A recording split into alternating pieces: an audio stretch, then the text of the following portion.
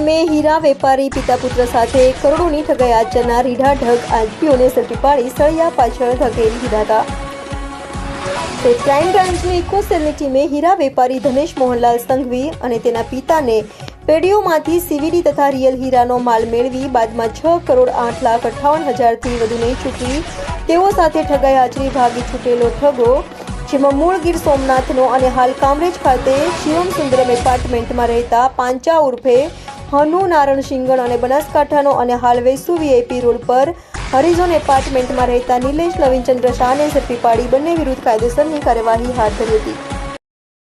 ફરિયાદી શ્રી ધનેશભાઈ સંઘવી પોતે પોતાના પિતાશ્રી સાથે હીરાનો વ્યાપાર કરે છે અને અલગ અલગ વ્યાપારીઓ તરફથી જ્યારે પણ ડિમાન્ડ આવે એ અનુસંધાને તેઓ તૈયાર હીરા વેપારીઓને વેચી અને પોતાનો વ્યાપાર ચલાવે છે.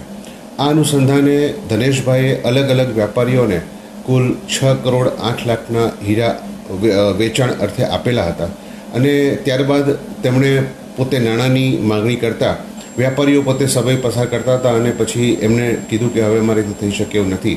જે અનુસંધાને ફરિયાદ મળતા ડીસીબી પોલીસ સ્ટેશનમાં આઈપીસી કલમ 409, 120B વગેરે મુજબ ગુનો નોંધી અને ફરિયાદની તપાસ ચાલુ કરેલ છે. આ તપાસ અનુસંધાને ફરિયાદમાં જણાવ્યા મુજબનો આરોપી નિલેશ શાહ અને પાંજાભાઈ સિંગણનાઓની ધરપકડ કરવામાં આવેલ છે. તેઓને ધરપકડ કરી તેઓની પૂછપરછ કરતા આ બાબતે પોતે હીરા મેળવેલા હોવાનું જણાવેલ છે અને તે અનુસંધાને આગળની તપાસ ચાલુ છે.